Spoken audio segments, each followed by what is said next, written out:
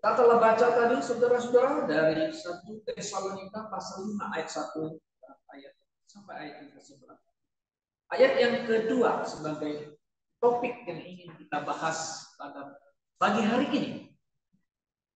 Karena kamu sendiri tahu benar-benar bahwa hari Tuhan datang seperti pencuri pada malam. Jadi topiknya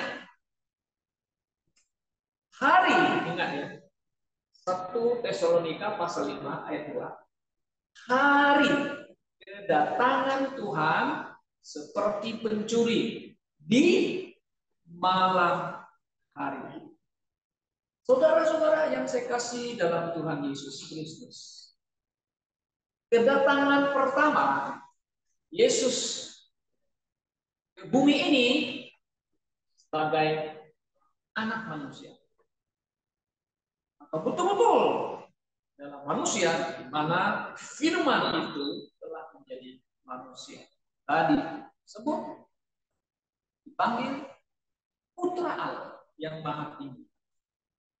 Dan malaikat itu berkata kepada Maria, kamu harus kasih namanya Yesus, karena dia yang akan menyelamatkan umatnya dari dosa. Nah, malaikat juga memberitahukan ya, kepada gembala itu, Yesus lahir di Bethlehem.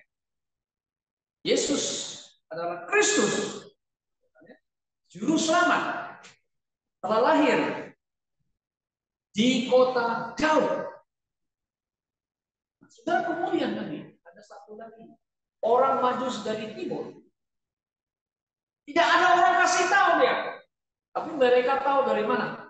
Mereka lihat bintangnya di timur, bahwa di tanah Yudea, di Israel,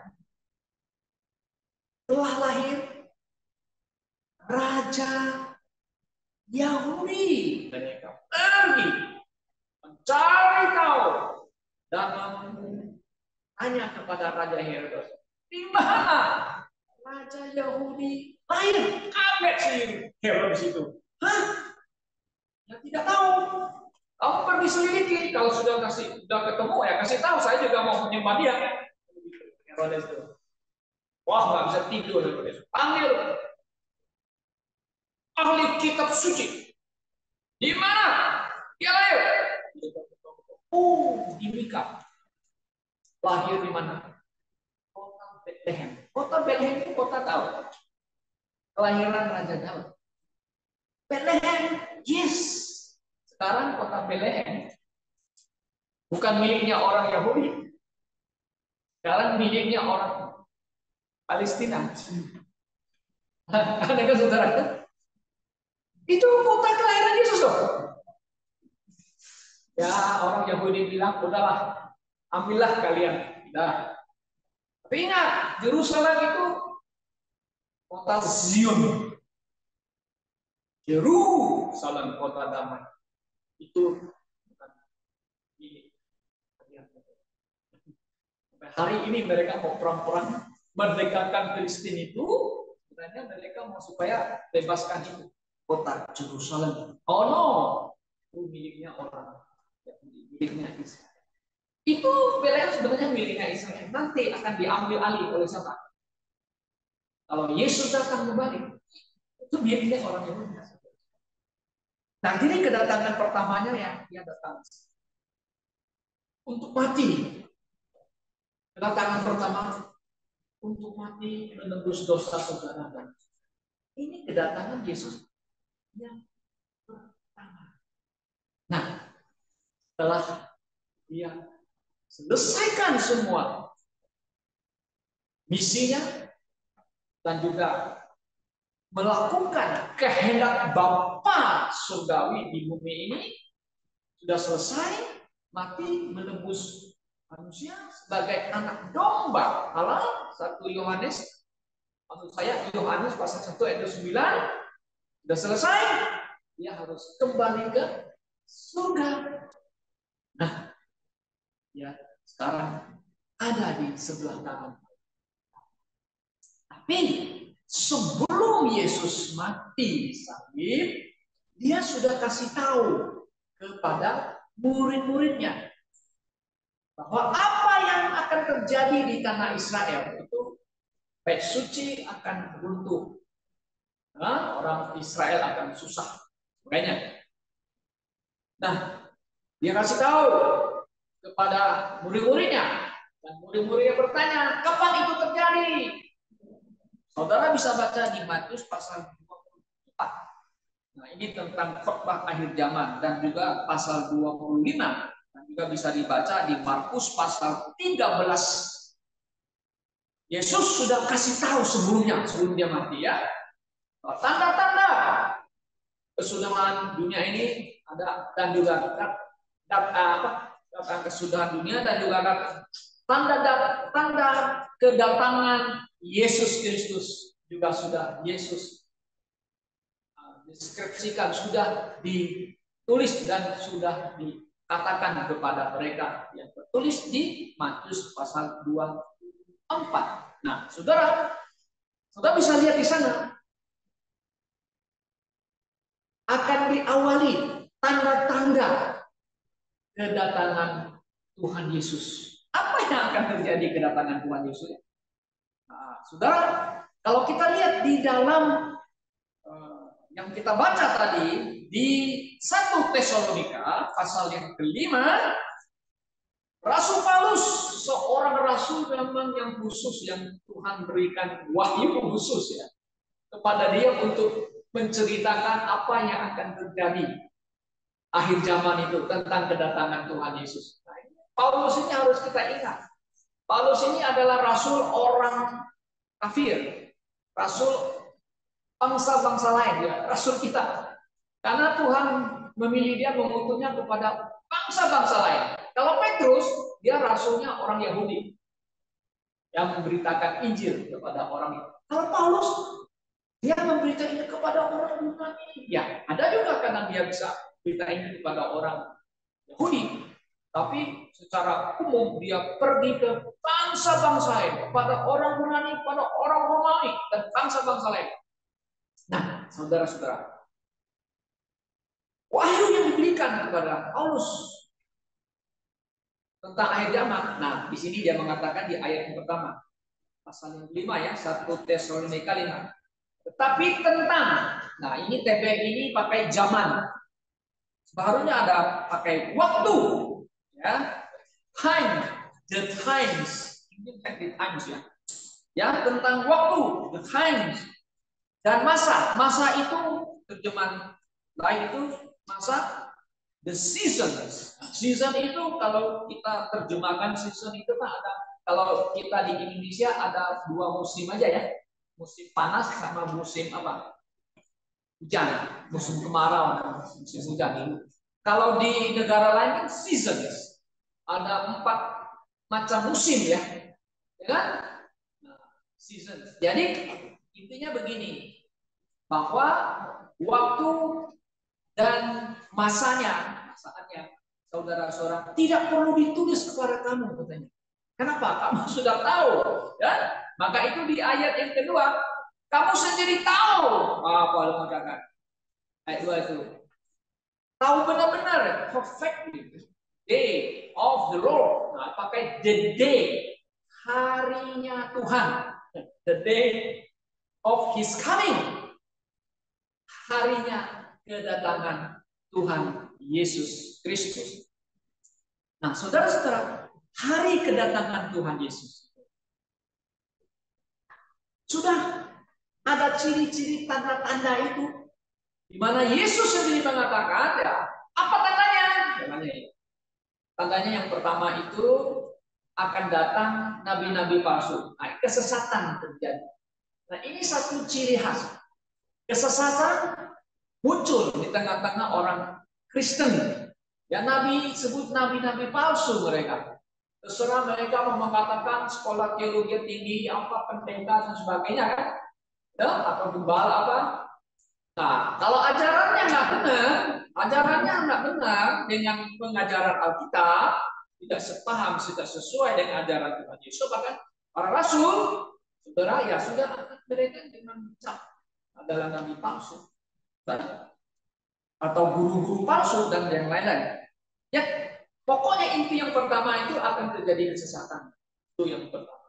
Nah, setelah itu dibarengi dengan diikuti oleh akan terdengar kita perang. Nah, perang di mana-mana. Apa yang terjadi? Ya dari zaman dulu betul kita lihat di dunia ini terjadi perang kan? Bangsa bangkit melawan bangsa, kerajaan melawan kerajaan, itu kan terjadi. Saudara bisa baca ini di Matius pasal 4 tadi. Kemudian kalau perang itu apa terjadi? Ya, kelaparan, susah. Orang kan? Sudah kalau butuh perang terjadi lagi penyakit. Terjadi penyakit. Artinya pestilence ya di situ. Nah, kata penyakit sampar itu di Alkitab TB itu dihilangkan. Nah, di King James ada, di versi yang lain ada, tapi di TB nggak ada. Nah, saudara coba cek di Matius pasal 24 supaya saudara bisa lihat ya bahasa atau kitab versi-versi ya yang kita ada sekarang. Coba saudara perhatikan di Matius 24, nggak ada itu sampar, itu penyakit sampar itu di TB ya. Tapi di King James ada. Itu di ayat berapa itu? Saudara bisa lihat tuh. Di 24 ya, coba saudara lihat itu di ayat yang ke-7 ya. Nah, kan? Kalau di TB kan akan ada kelaparan, tapi nggak ada itu penyakit sampar. Penyakit sampar itu sebenarnya tahu saudara apa? Kayak itu yang saya juga kena masuk rumah sakit kan? Corona, COVID-19. Itu sampar itu. Sangat menakutkan kita pada waktu itu. Nah, nanti bisa terjadi lagi sampar-sampar yang akan datang. Bisa bisa terjadi. Nah, jadi ini semua ciri-ciri khas ya. Kemudian ada gempa bumi kan? Nah, ini adalah permulaan katanya istilah penderitaan menjelang zaman baru. Nah, ini bisa diaplikasikan di dalam masa-masa akan berakhirnya zaman gereja. Artinya apa? Zaman gereja itu artinya sekarang.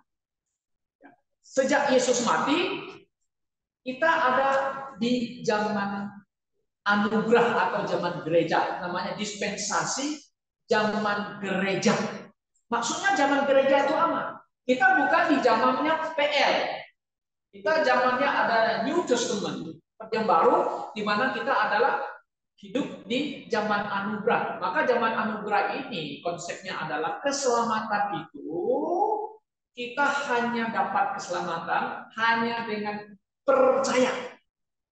Percaya saja kepada Tuhan Yesus tanpa kita buat sesuatu. Tidak perlu kita harus taat hukum Taurat A, B, C, D terus lalu kita setia. Kita hanya percaya kata Paulus di Roma 10 ya, pasal 9, percaya dengan gimana? Percaya dengan hati, bukan dengan kepala. Percaya dengan hati, mengaku dengan mulut, Yesus adalah Tuhan. Kita diselamatkan. Nah, ini namanya dispensasi anugerah atau di zaman gereja. Nah, zaman gereja ini akan selesai. Kapan? Saya tidak tahu. Siapa yang bisa prediksi? Bulan sekian, tanggal sekian akan selesai. Selesainya di mana? Selesainya pada waktu Tuhan Yesus turun dari surga menjemput miliknya. Orang-orang yang mati dalam Kristus tiba-tiba kuburannya kosong, angkat. Kita yang tiba-tiba saya nyetir, tiba-tiba mobil saya nyungsuk masuk ke got. Orang heran, kenapa dia bisa masuk ke situ? Jadi nggak ada orang. Mana orangnya? Orangnya sudah nggak ada. Tinggal apa? Tinggal dompet, tinggal baju, tinggal apa? Ya, pendeta Dani alamatnya di mana? Sunter. Oh, kemana ya? Telepon lagi. Orangnya mana? Cari-cari ketok. Unit 902. Kunci nggak ada. Istrinya di mana? Juga nggak ada. Oh, semuanya terjadi kekacauan di atas bumi ini. Tapi itu adalah hari yang sangat berbahagia bagi orang percaya. Apa ini hanya satu omongan saja? Hanya dalam pikiran kita? Oh enggak. Sesuai dengan ajaran Alkitab. Banyak orang nggak percaya itu. Dia bilang gitu, kenapa? Di dalam 1 Tesalonika pasal yang keempat, nah kita kan tadi baca pasal 5 kan? Nah, coba kita lihat baca pasal 4 gitu loh. Mari kita lihat pasal 4. Ya, 1 Tesalonika pasal 4. Ayat 13 kan mengatakan demikian Paulus. Selanjutnya kami tidak mau saudara-saudara bahwa kamu tidak mengetahui tentang mereka yang meninggal, supaya kamu jangan berduka cita seperti orang-orang lain yang tidak mempunyai pengharapan. Oh Tuhan, kasih kami mati konyol mati. Gimana mereka nanti? Kesedihan ya, jadi orang yang percaya ya. Paulus mau hibur mereka. Ya, saya kasih tahu. Nah, ini rahasianya. Karena jikalau kita percaya, Anda percaya, saudara percaya? Nah, yang percaya kan? Oh, Yesus telah mati dan telah bangkit, maka kita percaya juga bahwa mereka yang telah meninggal.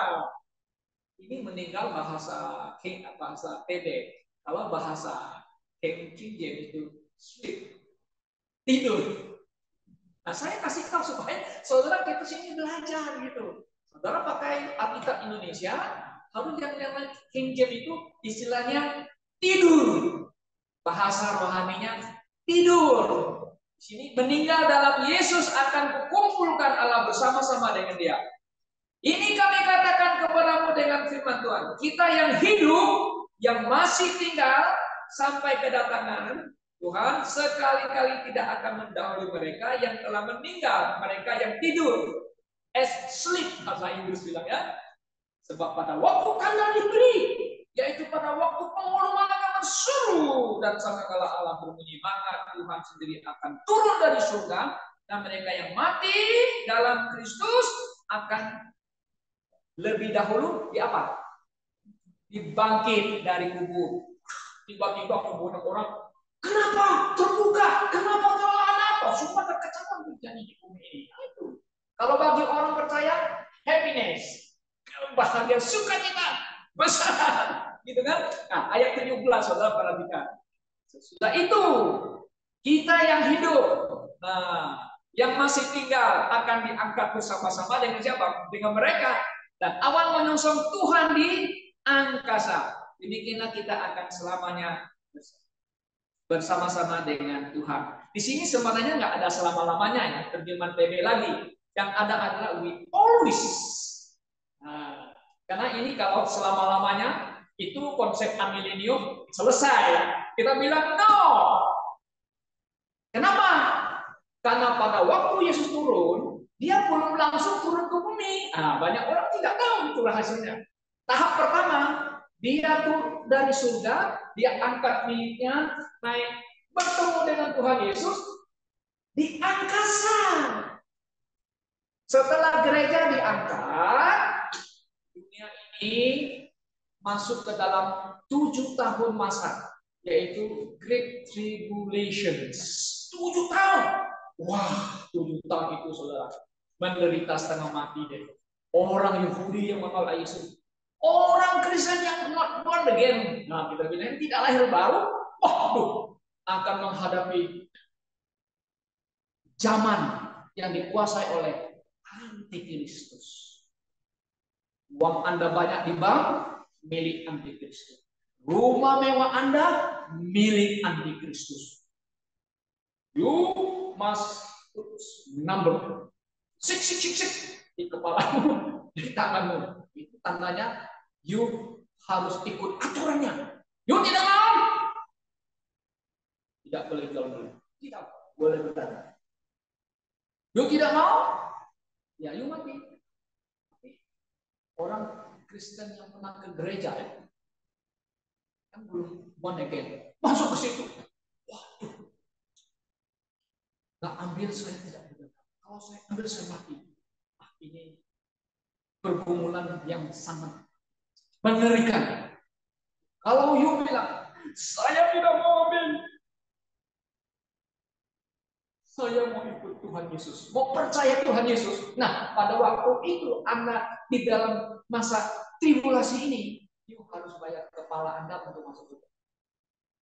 Nah, kita di zaman sekarang, Anda hanya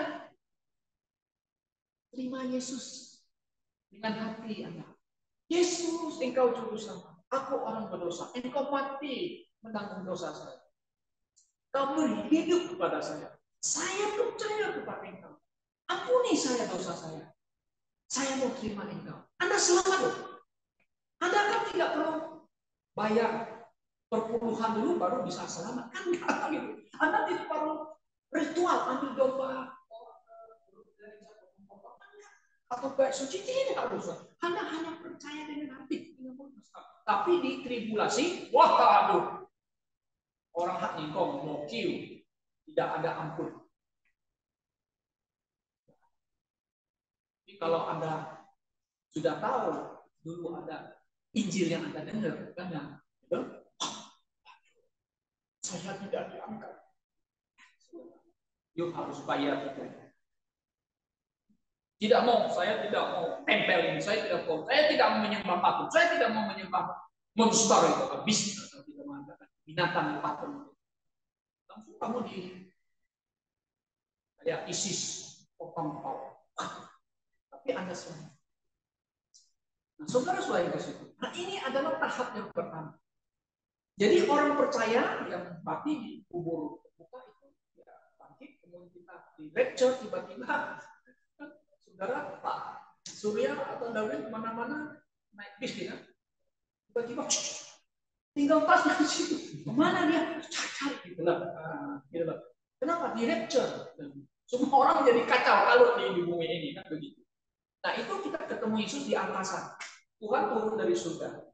Nah makanya itu kita bilang surga tempat Allah itu ya langit tingkat yang ketiga, di mana tempat kediaman Allah, di mana yang sudah ada. Makanya dia turun ke tingkat yang kedua, itu namanya di angkasa. Di angkasa itu ada bintang, ada bulan, ada Mars, itu.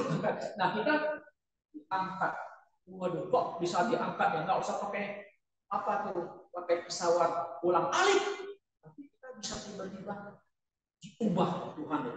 Naik ke surga. Itu adalah tahap pertama. Nah, jadi apa yang akan terjadi, saudara-saudara? Kita lihat bahwa kedatangannya di mana Yesus sudah memberikan tanda-tanda itu, ya, dia tidak kasih tahu sama kita di bumi ini karena kedatangannya, hari kedatangannya itu seperti pencuri di malam hari.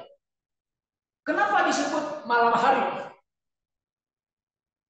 Nah, biasanya pencuri kalau mau curi sesuatu kan biasanya maunya malam hari ya.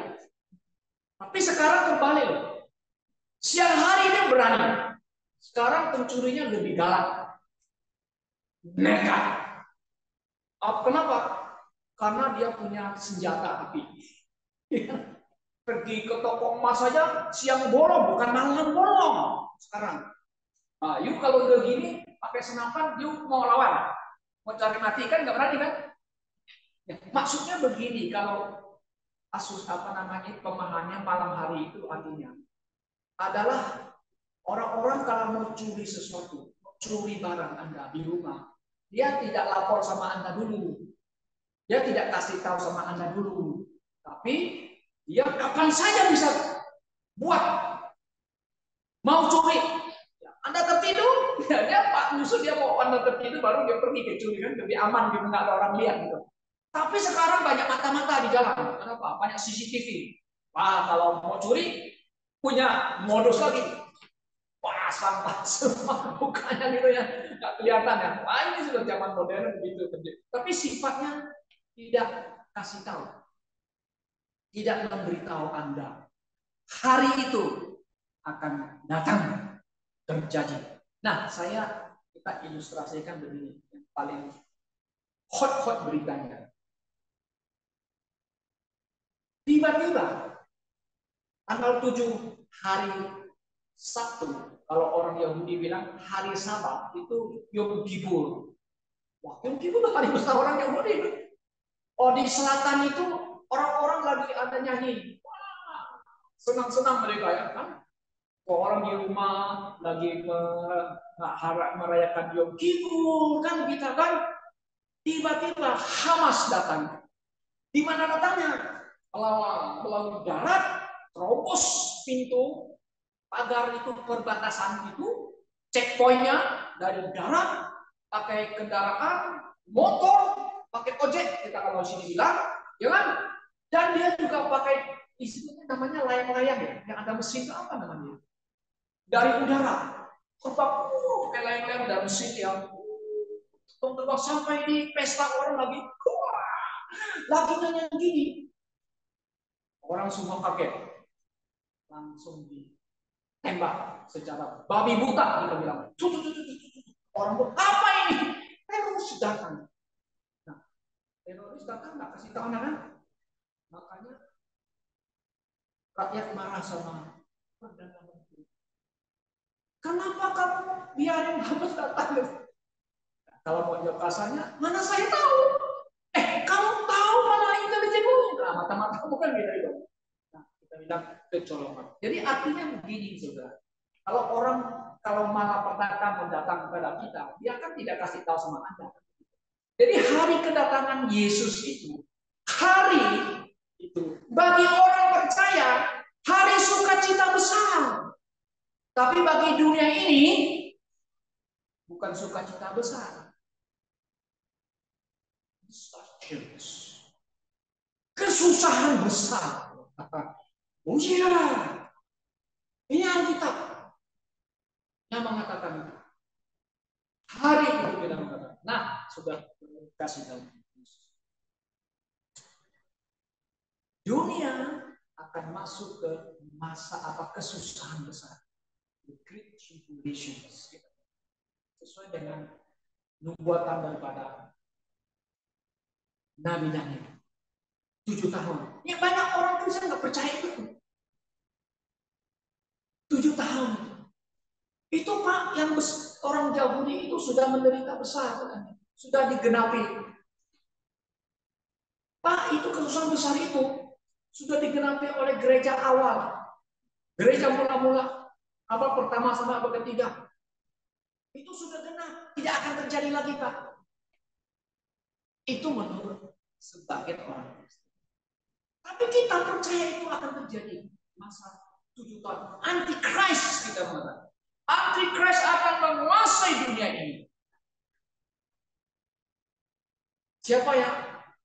Negara apa yang akan menjadi agennya?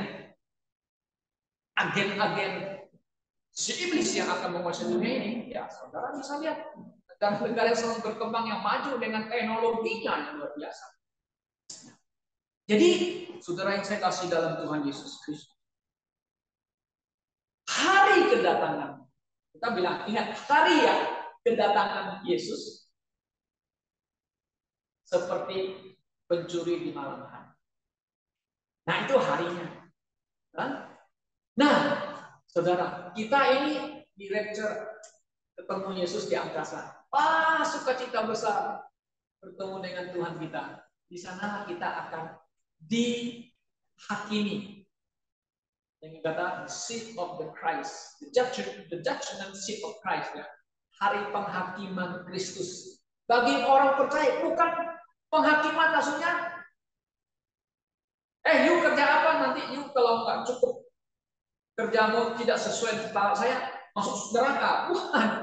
Kita ini kan sudah selamat. Kita ada dalam penghakiman. Sudah dipanggil. Kita akan dibagi-bagikan namanya apa? Rewards, pahala dan crown. Sesuai dengan perbuatan kita di atas bumi ini. Nah, disitulah kita akan dibagi. Nah, setelah selesai itu, saudara, di mana bumi ini yang dikuasai antikristus, hukuman dijatuhkan ke atas bumi ini. Nah, sesuai dengan Wahyu pasal 6 dan pasal 9. Oh, mengerikan. Mereka yang menolak Yesus, mereka yang menentang kebenaran, mereka yang menolak Injil Yesus, wah, tidak ampunan. Mereka akan dihukum. Tetapi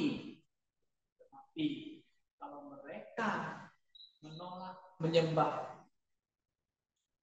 iblis dan patungnya dan tidak mau ambil nomornya, dan mereka berbuat baik, bangsa-bangsa yang berbuat baik kepada orang Yahudi yang disakiti, yang dianiaya, Alkitab juga mengatakan mereka akan mendapat juga ya keselamatan dengan cara berbuat baik kepada orang Yahudi. Nah, orang Yahudi juga akan selamat. Ya, mereka yang tadi tidak percaya baru sadar. Mereka bilang, Yesus yang 2000 tahun lalu nenek moyang kami telah menjatuhkan hukuman kepadanya. Sekarang kami sadar dialah Mesias, juru selamat dunia. Kami percaya. Itulah mereka akan diselamatkan. Di akhir zaman tribulasi besar itu. Nah, setelah sudah 7 tahun itu nggak mau habis, Tuhan Yesus sudah selesai sana bagi-bagi upah. Dia bersama dengan para kudus turun ke bumi. Nah, ini baru turun ke bumi secara person. Yesus turun ke bumi bersama para kudusnya, mengalahkan si iblis, mengalahkan setan, mengalahkan agen-agennya, kaki tangannya setan, dikalahkan. Dan Yesus datang mendirikan kerajaan 1000 tahun. Dan setan diikat, dimasukin ke dalam lubang yang tak berdasar. Di mana itu? Kita lihat di Wahyu. Saudara, Wahyu, kitab Wahyu. Nah, kita mengartikan itu secara literally loh. Bukan literally, bukan dirohanikan. Ini literally. Coba saudara perhatikan di Wahyu pasal yang ke-12. Ya. Lalu aku melihat seorang malaikat turun dari surga memegang anak kunci jurang maut dan suatu rantai besar di tangan. Dia menangkap naga. Siapa naga itu? Si ular tua itu. Ya. Siapa ular tua itu? Iblis. Iblis, devil, and setan. Dan ia mengikatnya 1000 tahun lamanya. Lemparkannya ke dalam jurang maut. Nah, ini sebenarnya adalah the bottomless pit. Lubang yang tak berdasar itu. Selama 1000 tahun. Nah, setelah dia kalah, saudara tahu, ini dunia ini akan menjadi dunia yang penuh dengan damai sejahtera, di mana Yesus secara person, fisik, menjadi raja di atas segala raja dan Tuhan di atas segala tuan di atas bumi ini. Saudara bisa baca di Wahyu pasal yang ke-19.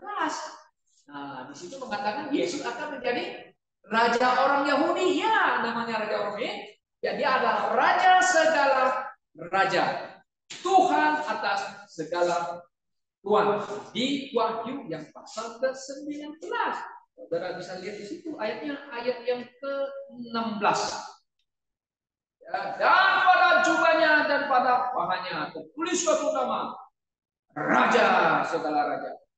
Dan Tuhan atas segala tuan. Ini TB terjemahnya pakai tuan. Saudara garis note harus Tuhan.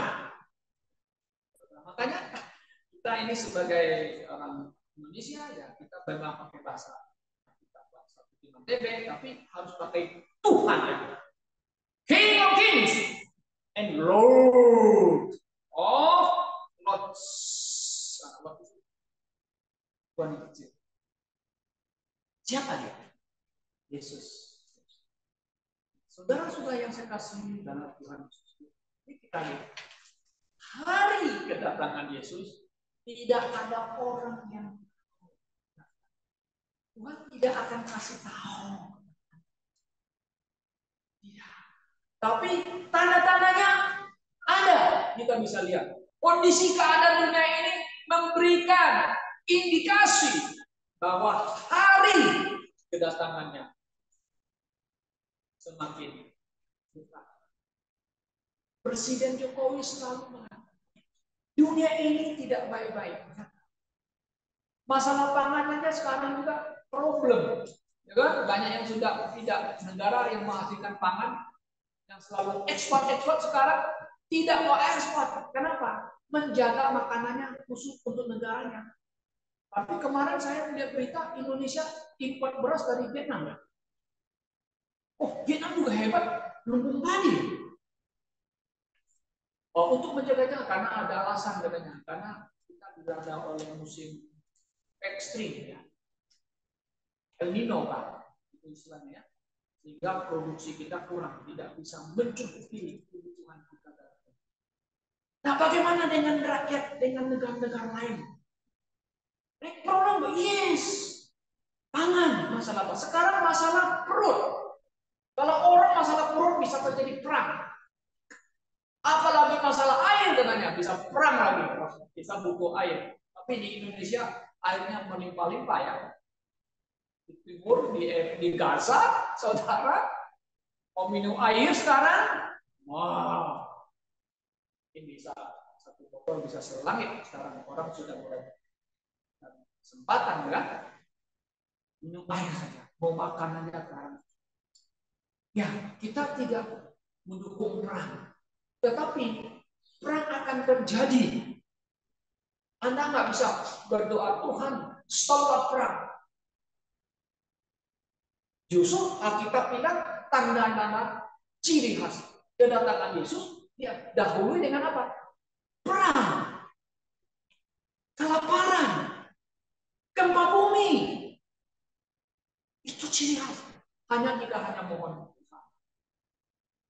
Tuhan, berikan kekuatan untuk menghadapi. Dan begitu.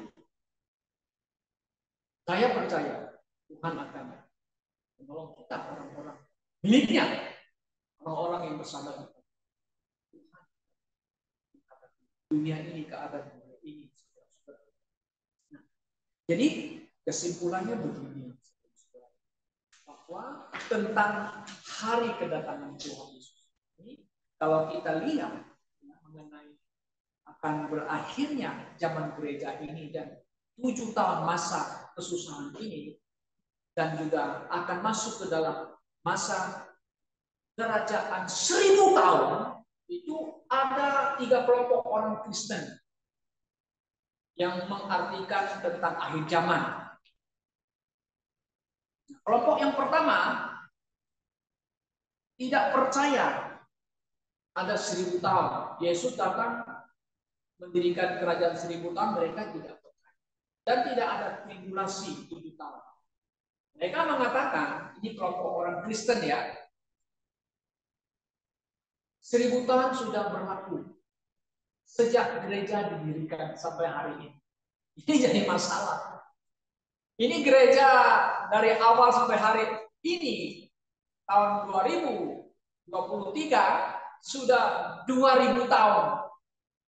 Di mana kerajaan 1000 tahun? Oh, ada di hati, Pak. Oh ya benar. Secara fisik, secara realita, di bumi ada nggak damai yang dimaksudkan di Alkitab itu? Damai sejahtera. Okay. Ada nggak? No. Berarti itu ada masalah pemahaman gitu ya. Ya kan? Dan penderitaan tribulasi itu sudah dialami oleh orang Yahudi dan juga oleh gereja di abad pertama sampai abad kedua dan seterusnya. Kita bilang betul ada terjadi penganiayaan.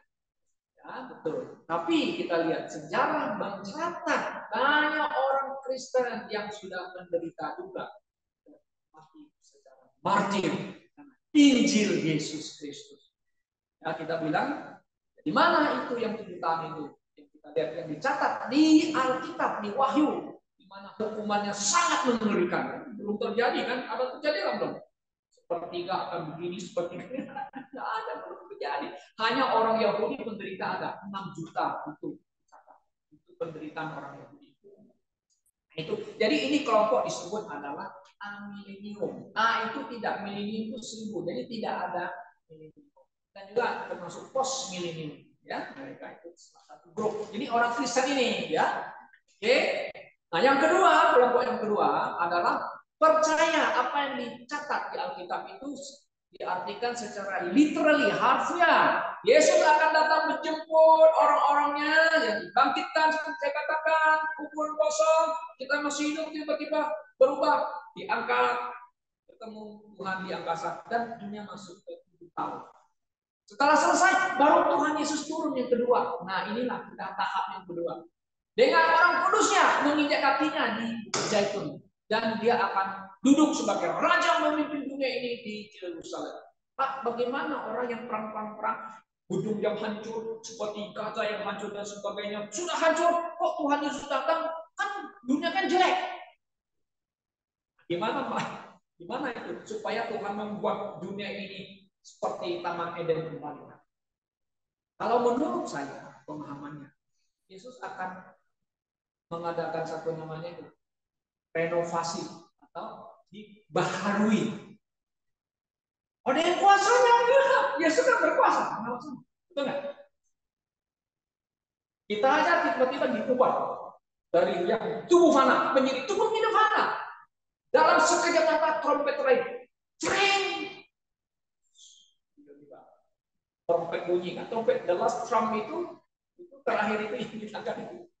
Dunia akan diubah oleh Tuhan menjadi tempat orang-orang yang ditebus oleh Tuhan Yesus hidup penuh dengan damai dan tinggal bersama dengan binatang. Anak-anak kecil bisa gendong-gendong singa dan bisa tinggal sama ular yang berbisa. Itu di Yesaya pasal 11. Ya, dunia ini seperti Taman Eden nanti ya. Iya, siapa yang pimpin?